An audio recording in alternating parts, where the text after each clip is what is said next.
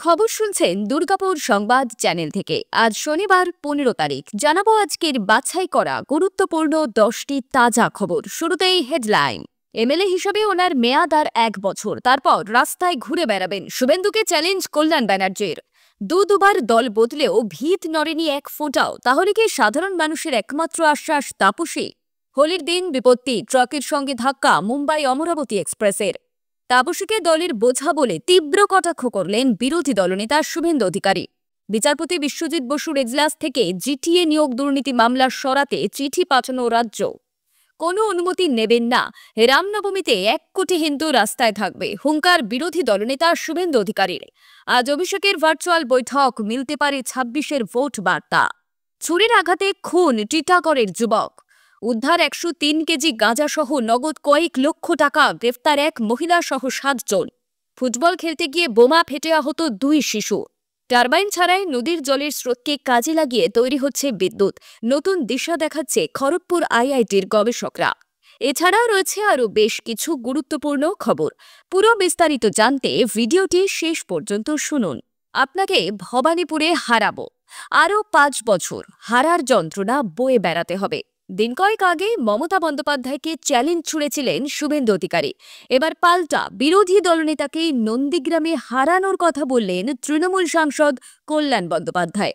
সাংসদ বলেন, শুভেন্দু অধিকারী হাইকোর্টের আশীর্বাদ আছে বলে ঘুরে বেড়াচ্ছেন আর বড় বড় কথাবার্তা বলে বেড়াচ্ছেন। না হলে ওনার এতদিন জেলখানায় থাকার কথা ছিল।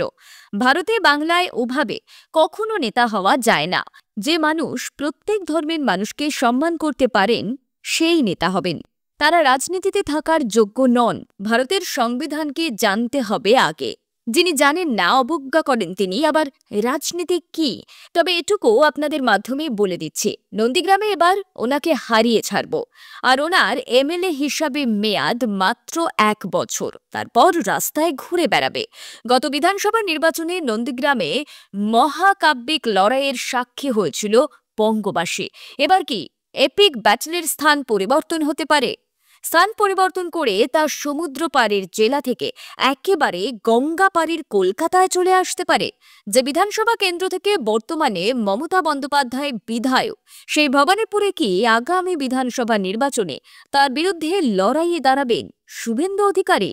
প্রথমবার হলদিয়ায় সিপিএমের টিকিটে জিতে বিধায়ক হন, দ্বিতীয়বার বিজেপির টিকিটে জিতে হলদিয়া থেকে আবার বিধায়ক হন তাপসী মণ্ডল। পদ্ম ছেড়ে এখন তিনি ঘাসফুলে। এই পরিস্থিতিতে জোর জল্পনা তৈরি হয়েছে 2026-এর বিধানসভায় হলদিয়ায় তাপসীকেই টিকিট দিতে পারে তৃণমূল। আর তিনি জিতলে পরপর 3 বার 3 ভিন্ন রাজনৈতিক দল থেকে জিতবেন। তাকে টিকিট দিলে এমন বিরল নজির তৈরির সম্ভাবনা যথেষ্ট বলে মনে করছে পূর্ব মেদিনীপুর জেলার রাজনৈতিক মহল। এদিকে তাপসীর দল বদলের পর থেকেই সোশ্যাল মিডিয়ায় তাঁকে নিয়ে বিভিন্ন কটাক্ষ ঘোরাফেরা করছে। তবে তাপসী জানিয়েছেন, এসব মন্তব্য নিয়ে তিনি ভাবিত নন। 2016-এ জোড়া ফুলের প্রবল হাওয়াতেও হলদিয়ায় সিপিএমের গড় অটুট রেখেছিলেন তাপসী। 2020-তে শুভেন্দু অধিকারীর সঙ্গে তিনিও বিজেপিতে যোগ দেন। 2021-এর বিধানসভা নির্বাচনে হলদিয়া কেন্দ্রে বিজেপির টিকিটে দ্বিতীয়বার বিধায়ক হন তিনি। 2026-এর বিধানসভা ভোটের 1 বছর আগে ফের দলবদল, এবার তৃণমূলে। প্রশ্ন উঠছে, হলদিয়ায় বিজেপিকে টক্কর দিতে আগামী বিধানসভায় তাঁকেই কি টিকিট দেবে তৃণমূল? এ বিষয়ে তাপসী বলেন, আমি আত্মবিশ্বাসী। আগেও 2 বার জিতেছি, এবারেও টিকিট পেলে জিতে দেখাবো। আমাদের আজকের লক্ষ্য 700টি লাইক। ভিডিওটি লাইক করে আমাদের লক্ষ্য পূরণে সাহায্য করুন। আর আপনি কোন জেলা থেকে আমাদের ভিডিওটি দেখছেন তা জানাতে ভুলবেন না। দুর্গাপুর সংবাদ সব সময় আপনাদের সঠিক এবং নির্ভুল খবর পৌঁছে দেয়। ভুল তথ্যের ভিড়ে সত্যের পাশে থাকুন। নিয়মিত আপডেট পেতে আমাদের সঙ্গে থাকুন। হোলির দিন সকালে বড়সড় দুর্ঘটনার হাত থেকে বরাত জোরে রক্ষা পেল মুম্বাই অমরাবতী এক্সপ্রেস। মুম্বাইয়ের ছত্রপতি শিবাজি মহারাজ টার্মিনাস থেকে অমরাবতী যাচ্ছিল ট্রেনটি। আর তখনই মহারাষ্ট্রের ভুসাওয়াল ডিভিশনে বদওয়ারা স্টেশনে ট্রাকের সঙ্গে ধাক্কা লাগে ট্রেনের। দুর্ঘটনায় তীব্র আতঙ্ক ছড়িয়ে পড়ে যাত্রীদের মধ্যে, যদিও হতাহতের কোনো ঘটনা ঘটেনি বলে জানিয়েছে রেল। এদিন ভোর 4:30 নাগাদ রেল লাইনের ক্রসিং পার হওয়ার সময় ট্রাকের সঙ্গে ধাক্কা লাগে প্যাসেঞ্জার ট্রেনের। ট্রেনের সঙ্গে ধাক্কার পর ট্রাকটি দুমড়ে মুচড়ে যায়। সমস্ত পণ্য ছড়িয়ে পড়ে রেল লাইনে। ঘটনার জেরে ওই ডিভিশনে সাময়িক বন্ধ ছিল রেল চলাচল। তবে কিভাবে ট্রাকটি রেল লাইন ক্রসিংয়ে চলে এলো, চালক মত্ত ছিলেন কিনা সেগুলি খতিয়ে দেখা হচ্ছে। সদ্য দল ত্যাগ করা বিজেপি বিধায়ক তাপসী মণ্ডলকে দলের বোঝা বলে কটাক্ষ করলেন বিজেপি নেতা তথা বিরোধী দলনেতা শুভেন্দু অধিকারী। আগামী বিধানসভা নির্বাচনে হলদিয়ার কোনো ভূমিপুত্র বা ভূমিকন্যাকে দিয়ে তাপসীকে হারানোর ঘোষণাও করেন শুভেন্দু। তাপসীর বিজেপি ত্যাগের 4 দিনের মাথায় বৃহস্পতিবার হলদিয়ায় দলীয় নেতা কর্মীদের নিয়ে সম্মেলন করেন শুভেন্দু। সেখানেই তাপসীকে কটাক্ষ করার পাশাপাশি হলদিয়ায় দলীয় সংগঠন আরও মজবুত করতে মে মাসের মধ্যে 5টি মণ্ডলে দলীয় কার্যালয় খোলার কথা জানান তিনি। তাপসীকে নারী ও শিশু কল্যাণ ও সমাজ কল্যাণ দপ্তরের অধীনে নারী উন্নয়ন বোর্ডের চেয়ারপারসন পদে বসিয়েছে রাজ্য সরকার। 2021-এর বিধানসভায় মমতা বন্দ্যোপাধ্যায়কে হারানোর প্রসঙ্গ টেনে শুভেন্দু সাংবাদিকদের বলেন, মমতা বন্দ্যোপাধ্যায় ঘোষিত মুখ্যমন্ত্রী ছিলেন, তাকে হারিয়েছি, আবার ভবানীপুরে হারাবো। শুভেন্দুর এই মন্তব্যের পরে রাজনৈতিক মহলে জোর জল্পনা।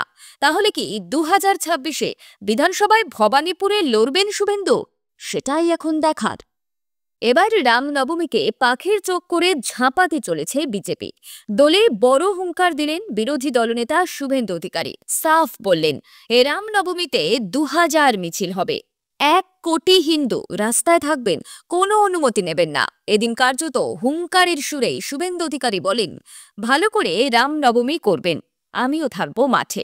গতবার 50 লক্ষ হিন্দু নেমেছিল, 1000 মিছিল হয়েছিল, এবার 2000 মিছিল হবে, 1 কোটি হিন্দু রাস্তায় থাকবে, কোনো অনুমতি নেবেন না, কোনো অনুমতির প্রয়োজন নেই। তার এই মন্তব্য নিয়ে রাজনৈতিক মহলে চাপানোতর শুরু হয়ে গেছে। 26-এ বিধানসভা, তাতছে বঙ্গ। ভোটের সলতে পাকানোর কাজ শুরু করে দিয়েছে প্রায় সব রাজনৈতিক দলই। চলছে ঘুঁটি সাজানোর কাজ। বিধানসভার পর এবার ফের ধর্মীয় ইস্যুতে সরব শুভেন্দু অধিকারী। এই রামনবমীতে 1 কোটি হিন্দুকে রাস্তায় নামার ডাক দিয়েছেন বিরোধী দলনেতা। তার ডাক, এবার গোটা বাংলায় এমনভাবে রামনবমী পালন করতে হবে যাতে হিন্দু বিরোধী শক্তিদের মুখের উপর জবাব দেওয়া যায়। ভালো করে রামনবমী পালন করুন, আমিও থাকবো মাঠে। গতবার 50 লক্ষ হিন্দু নেমেছিল, 1000 মিছিল হয়েছিল, এবার 2000 মিছিল হবে, 1 কোটি হিন্দু রাস্তায় থাকবে, কোনো অনুমতি নেবেন না বলে মন্তব্য করলেন শুভেন্দু অধিকারী। বিচারপতি বিশ্বজিৎ বসুর এজলাস থেকে জিটিএ নিয়োগ দুর্নীতি মামলা সরিয়ে নিতে মরিয়া রাজ্য সরকার। এই মর্মে কলকাতা হাইকোর্টের প্রধান বিচারপতি টি.এস. শিবগানমের কাছে লিখিত আবেদন জানিয়েছে রাজ্য। এর আগে বিচারপতি নিজে এই মামলা থেকে সরে গিয়েছিলেন। সেবারেও রাজ্যের দাবি ছিল জলপাইগুড়ির সার্কিট বেঞ্চে এই মামলার শুনানি হওয়া উচিত, কিন্তু বিচারপতি সরে গেলেও প্রধান বিচারপতি ফের তাঁকে মামলা শোনার নির্দেশ দেন। এই মামলায় প্রাক্তন শিক্ষামন্ত্রী পার্থ চট্টোপাধ্যায়, ছাত্রনেতা তৃণাঙ্কুর সহ কয়েকজনের নামে এফআইআর দায়ের হয়েছিল। তাদের কেন জিজ্ঞাসাবাদ করা হচ্ছে না, একাধিকবার রাজ্যকে বিচারপতি বসুর এই প্রশ্নের মুখে পড়তে হয়। তারপরেই মামলাটি সার্কিট বেঞ্চে স্থানান্তর করতে চায় রাজ্য। বৃহস্পতিবার বিচারপতি বসুর এজলাসে মামলাটির শুনানির জন্য উঠলে রাজ্য জানায়, এই এজলাস থেকে মামলা সরাতে তারা প্রধান বিচারপতিকে চিঠি দিয়েছে। সেই চিঠির কপি পেশ করা হয়। তারপরে বিচারপতি বসু মামলার শুনানি না করে তা স্থগিত করে দেন। 21শে মার্চ ফের মামলার শুনানি। দোলযাত্রার কয়েকদিন আগেই যোগেশচন্দ্র চৌধুরীর ল কলেজে আবির খেলা নিয়ে ঘটে চাঞ্চল্যকর ঘটনা। সাংবাদিককে লক্ষ্য করে ছোড়া হয় আবির গোলা জল ও লঙ্কার গুঁড়ো, আর পুলিশ তা দেখে দাঁড়িয়ে দাঁড়িয়ে দেখে। সাহায্য চাইলে নীরব থাকে পুলিশ। এবার সেই পুলিশকেই যোগেশচন্দ্র চৌধুরীর ল কলেজে নিরাপত্তার ব্যবস্থা করতে হবে। বৃহস্পতিবার এক নির্দেশে কথা জানালো কলকাতা হাইকোর্ট। বুধবার যোগেশচন্দ্র চৌধুরীর ল কলেজের পড়ুয়াদের একাংশের অভিযোগ ছিল, ক্যাম্পাসের ভিতর ঢুকে বহিরাগতরা তাঁদের গায়ে রং জল ছুঁড়েছে। তারা সকলেই সাব্বির আলীর ঘনিষ্ঠ। এই অভিযোগে নিরাপত্তার দাবিতে মামলা দায়ের হয় হাইকোর্টে। শুনানি শুরু হলে বিচারপতি বিশ্বজিৎ বসু চারুমার্কেট থানার ওসিকে তলব করেন। আদালতে এসে চারুমার্কেট থানার ওসি জানান, পুলিশের কাছে এখনো কোনো অভিযোগ জমা পড়েনি। ল কলেজের আইনজীবী সওয়ালে বলেন, কলেজে সিসি ক্যামেরা রয়েছে, এবার আমরা বায়োমেট্রিক চালু করতে চাই। আদালত কলেজ কর্তৃপক্ষকে বলে কি কি প্রস্তাব রয়েছে তা হলফনামা আকারে জানাতে হবে। আজ শনিবার ভার্চুয়াল মাধ্যমে সাংগঠনিক বৈঠক করবেন তৃণমূলের সর্বভারতীয় সাধারণ সম্পাদক অভিষেক বন্দ্যোপাধ্যায়। বৈঠকে থাকবেন তৃণমূলের রাজ্য সভাপতি সুব্রত বক্সী, তৃণমূলের সাংসদ, বিধায়ক, জেলা সভাপতি ও সাংগঠনিক দায়িত্বপ্রাপ্তদের। ভার্চুয়াল বৈঠকে ডাকা হয়েছে। বিকেল 4টের সময় হবে বৈঠক। অনলাইন যোগাযোগ ব্যবস্থার সূত্র ধরে সকলের সঙ্গে মিলিত হবেন অভিষেক। এর আগে লোকসভা নির্বাচনের সময় এই বৃহৎ পরিসরে সাংগঠনিক বৈঠক করেছিলেন তিনি। এবার বিধানসভা নির্বাচনের আগে একটি বৈঠক করতে চলেছেন তৃণমূলের সেনাপতি। যেহেতু 1 বছর বাদেই বিধানসভা নির্বাচন, ফলে এখন থেকেই ভোট যুদ্ধে নেমে পড়ার বার্তা অভিষেকের বক্তব্যে উঠে আসবে বলেই খবর। ইতিমধ্যে ভোটার তালিকায় নজরদারি বাড়িয়েছে তৃণমূল। জেলায় জেলায় চলছে স্ক্রুটিনি। ভুয়ো ভোটার তালিকার দিকে নজর রাখার বিষয় নির্দিষ্ট কোনো নির্দেশ অভিষেকের বক্তব্যে উঠে আসবে বলেই সূত্রের খবর। অন্যদিকে 26-এর বিধানসভা নির্বাচনে রণকৌশলের বিষয় অভিষেকের বক্তব্যে বার্তা থাকতে পারে বলেও সূত্রের খবর। দোলের দিন টিটাগড়ে ছুরির আঘাতে এক যুবক খুন হন। মৃতের নাম অমর চৌধুরী। পুলিশ ও স্থানীয় বাসিন্দারা জানিয়েছে, অমর চৌধুরীর সঙ্গে টিটাগড় এলাকার পবন, কানাই, রাজ নামে 3 যুবকের বিবাদ ছিল। পুরনো শত্রুতার জেরেই খুন। শুক্রবার রঙের উৎসবের দিনে বিবাদ হয় অমরের সঙ্গে এই 3 যুবকের। তারপর সেই ঝামেলা মিটে গেলেও আক্রোশ থেকেই যায়। সেই আক্রোশের জেরে এদিন যুবককে লোপাথারি ছুরির কোপ মারা হয়। ঘটনাস্থলে পৌঁছয় খড়দহ থানার পুলিশ। রক্তের উৎসবে রক্তাক্ত টিটাগড়। টিটাগড় পুরসভার 13 নম্বর ওয়ার্ডের ঘটনা। এলাকাবাসীরা জানিয়েছেন, ঘটনায় তারা আতঙ্কিত। ওই খুনের ঘটনায় এখনো পর্যন্ত একজনকে গ্রেপ্তার করেছে খড়দহ থানার পুলিশ। একাধিক ছোট ছোট ঘর। কালে ভদ্রে সেখানে পৌঁছয় সূর্যের আলো, কারণ দরজা জানলাও সমস্ত বন্ধ। আর সেই অন্ধকার ঘরে মজুত রাখা হতো কেজি কেজি গাঁজা। সোমবার এই চক্রের পর্দা ফাঁস করল পুলিশ। হুগলির পান্ডুয়ায় ধরা পড়ল বড় সড় গাঁজা পাচার চক্র। উদ্ধার করা হয়েছে 103 কেজি গাঁজা সহ নগদ 2,99,800 টাকা। গোপন সূত্রে পুলিশ খবর পায়, ওড়িশা থেকে বিপুল পরিমাণ গাঁজা পান্ডুয়ায় নিয়ে আসা হচ্ছে। সেই খবরের ভিত্তিতে ওড়িশা থেকে আনা বিপুল পরিমাণ গাঁজা সহ সোমবার 7 জনকে গ্রেপ্তার করে হুগলি গ্রামীণ পুলিশ। ধৃতদের থেকে বিপুল নগদও উদ্ধার হয়েছে, যার কোনো হিসেব তারা দেখাতে পারেননি। আটক করা হয়েছে 4টি 4 চাকা গাড়িও। প্রাথমিক তদন্তে পুলিশ জানতে পারে, পান্ডুয়ার মন্ডলায় একটি গোডাউনে গাঁজা মজুত করা হতো। সেই গোডাউনের মালিক ছোটুলাল সাউ। অভিজিৎ সিনহা মহাপাত্র জানান, গাঁজা পাচার করার চেষ্টা করা হচ্ছে সেই খবর পুলিশের কাছে ছিল। সেই মতো মগরা থানা এবং পান্ডুয়া থানাকে সতর্ক করা হয়। 4টি গাড়ি দেখে সন্দেহ হয় পুলিশের। জামগ্রামে গাড়িগুলি ঢুকতেই সেগুলিকে আটক করা হয়। সেই গাড়ি থেকে উদ্ধার হয় 103 কেজি গাঁজা। ঘটনায় এক মহিলা সহ মোট 7 জনকে গ্রেফতার করা হয়েছে। খেলার মাঠে রাখা ছিল বোমা। তার জেরে খেলতে গিয়ে বড়সড় বিপদে পড়ল 2 শিশু। মুর্শিদাবাদের ভরতপুর থানার হরিশ্চন্দ্রপুর গ্রামের ঘটনা। শুক্রবার বিকেলে ওই এলাকায় ফুটবল খেলার সময় বোমা ফেটে জখম হয়েছে 7 বছরের সাহিল শেখ এবং 12 বছরের আরও এক বালক। ঘটনার পরে 2 শিশুকে উদ্ধার করে কান্দি মহকুমা হাসপাতালে নিয়ে গিয়ে ভর্তি করানো হয়। পুলিশ ও স্থানীয় সূত্রে জানা গিয়েছে, দিন বিকেলে হরিশ্চন্দ্রপুর গ্রামের মাঠে সকলের সঙ্গে ফুটবল খেলছিল সাহিল। সেই সময় ফুটবল গিয়ে পড়ে মাঠের মধ্যে আগে থেকে মজুদ থাকা বোমার উপরে। সে বোমা ফেটে আহত হয় সাহিল। গুরুতর জখম সাহিলকে চিকিৎসার জন্য নিয়ে যাওয়া হয় কান্দি মহকুমা হাসপাতালে। এই ঘটনার খবর পেয়ে ঘটনাস্থলে যায় ভরতপুর থানার পুলিশ। পুলিশ জানায়, ওই ঘটনার তদন্ত শুরু হয়েছে। আহত শিশুর মা ফুলকলি বেবি জানিয়েছেন, তার ছেলে ফুটবল পাগল। প্রতিদিন বিকেলবেলায় মাঠের গ্রামে খেলত সে। এদিনও খেলতে গিয়েছিল। খেলতে খেলতে একসময় বল মাঠের বাইরে চলে যায়। সেই বল আনার জন্যই যায় ওই শিশু। ওই পথে বোমা মজুদ ছিল। বল আনতে যাওয়ার সময় বোমার উপরে পা পড়ে যায় সাহিলের। তখনই বোমা ফেটে সাহিলের 2টি পা জখম হয়েছে। ছেলের সঙ্গে এমন ঘটনা পুলিশ প্রশাসনের উপরে ক্ষোভ প্রকাশ করেছেন সাহিলের বাবা। কেন মাঠের মধ্যে এভাবে বোমা পড়ে থাকবে, সেই প্রশ্ন তুলছেন তিনি। গোটা ঘটনায় ব্যাপক ক্ষোভ ছড়িয়েছে গ্রামে। টারবাইনের সাহায্যে নয়, শুধুমাত্র সুবর্ণরেখা নদীর জলের স্রোতকে কাজে লাগিয়ে বিদ্যুৎ তৈরি করছেন খড়গপুর আইআইটির একদল গবেষক। পশ্চিম মেদিনীপুর জেলার কেশিয়ারি ব্লকে সুবর্ণরেখা নদীতে স্থানীয় শ্রমিকদের নিয়ে গত 5-6 মাস ধরে এই কাজ চালিয়ে যাচ্ছেন তারা। ইতিমধ্যে নদীর স্রোত থেকে তৈরি বিদ্যুৎ নিয়ে এলইডি আলো চালিয়েছেন গবেষকরা, মিলেছে প্রাথমিক সাফল্য।